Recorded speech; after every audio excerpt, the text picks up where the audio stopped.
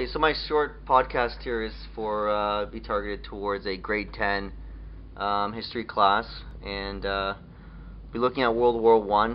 We've already introduced, let's say, the geographical regions of the war and the main players, and now we're going to look specifically at warfare and more specific at trench warfare during World War One.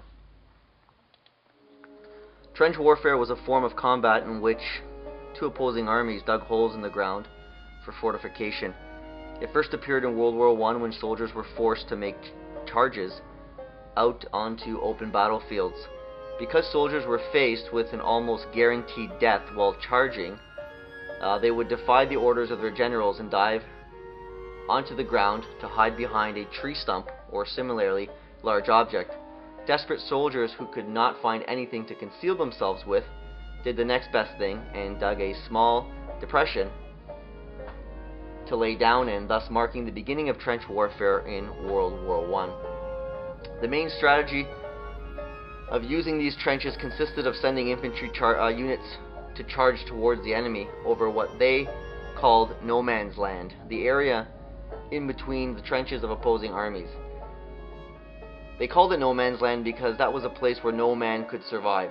Nevertheless, the generals, believe it or not, believing that the problem was from the soldiers not running fast enough, continued sending more and more units out to charge.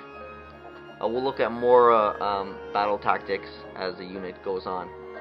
Some of the conditions that the soldiers endured, to give you an idea, these trenches were horrendous. They were mostly 1 meter wide and 2 meters deep, and they left little room for soldiers to move around in freely. In the summer, flies and insects would infest their food supplies, and soldiers were often left hot, tired, dehydrated, and food deprived, as mentioned above the top, during this in this section. The life expectancy for a trench soldier was about 4 days if they were lucky.